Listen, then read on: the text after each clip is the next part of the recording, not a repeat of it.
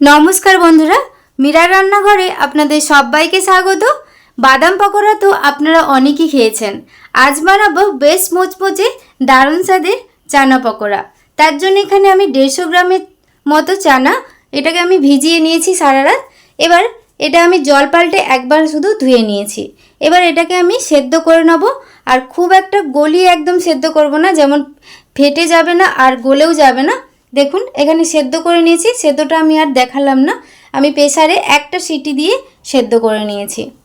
দেখুন ভালোভাবেই সফট হয়ে গেছে। এবার এটাকে আমি এখন তুলে রাখছি। এখানে আরেকটা আমি বোল নিয়ে নিচ্ছি।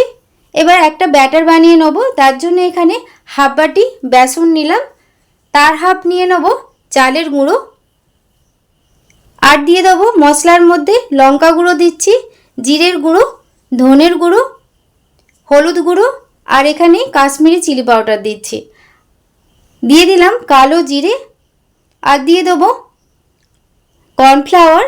এবার অল্প অল্প জল দিয়ে একটা ব্যাটার বানিয়ে নেব। আর ব্যাটারটা কিন্তু খুব পাতলা করলে হবে না, বেশ ঘনত্বের একটা ব্যাটারটা বানিয়ে নিতে হবে আর ভালো করে ফেটিয়ে নিতে হবে।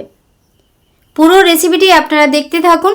রেসিপিটা বানাতে যেমনই সহজ আর খেতেও কিন্তু দারুণ মুচমুচে হয়, দারুণ টেস্টি হয়।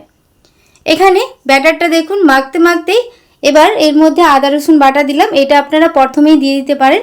দিয়ে আবারও ভালো করে মেখে নিলাম। এখানে ব্যাটারের ঘনত্বটা দেখুন, এরকম ঘন করে এটাকে ফেটিয়ে নিতে হবে। এবার এর মধ্যে দিয়ে দেবো চানা, সেদ্ধ করে নিয়েছিলাম সেই চানাটা ওর মধ্যে দিয়ে দিলাম। দিয়ে আবারও ভালো করে ব্যাটারের সাথে চানাটা মিশিয়ে নিচ্ছি। আমার চ্যানেলে আপনি যদি নতুন হয়ে থাকেন প্লিজ আমার চ্যানেলটি সাবস্ক্রাইব করবেন আর পাশে থাকা বেল আইকনটা পুশ করে দেবেন আমার নতুন ভিডিও পাওয়ার জন্যে। এটা আমি ভালো করে মেখে নিচ্ছি। আর এখানে ব্যাটারটা কিন্তু এরকম ঘন করে ফেটিয়ে নিতে হবে, পাতলা হলে বেশি হবে না। এবার এটাকে আমি 5 মিনিটের জন্য রেস্টে রাখলাম চাপা দিয়ে। এদিকে কড়াই তেল দিয়েছি আর তেলটা কিন্তু ভালোভাবে গরম হতে হবে। তারপর কিছুটা করে ওই চানার ব্যাটার নিয়ে এইভাবে তেলের মধ্যে ছেড়ে দেবো। আর গ্যাসের ফ্লেমটা এই সময় মিডিয়াম টু হাই ফ্লেমে রাখতে হবে। এইভাবে কিছুটা চানার ব্যাটার এইভাবে তেলে ছেড়ে দেওয়ার পর তারপর একটু অপেক্ষা করতে হবে। তারপর উল্টে পাল্টে একটু সময় ধরে লাল লাল করে ভাজতে হবে। ফেসবুক পেজ থেকে যদি আপনারা দেখে থাকেন প্লিজ আমার ফেসবুক পেজটা ফলো করে পাশে থাকবেন। আর রেসিপিটি ভালো লেগে থাকলে প্লিজ একটি লাইক, কমেন্ট, শেয়ার করবেন।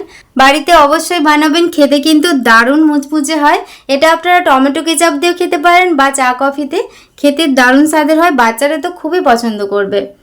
এবার এগুলোকে নাড়াচাড়া করে ভাজতে ভাজতে দেখুন এরকম ব্রাউন কালার করে যখন ভাজা হয়ে যাবে এবার এগুলোকে আমি তুলে নিচ্ছি। কত সুন্দর লাগছে দেখুন, খেতেও দারুণ স্বাদের হয়। আর একইভাবে বাদবাকিগুলো আমি ভেজে নেব। এখানে আমার সব পকোড়াগুলো ভাজা হয়ে গেছে দেখুন। আর আজকের এই রেসিপিটি আপনাদের কেমন লাগলো অবশ্যই কমেন্ট করে জানাবেন। আর রেসিপিটি ভালো লেগে থাকলে প্লিজ একটি লাইক, কমেন্ট, শেয়ার করবেন।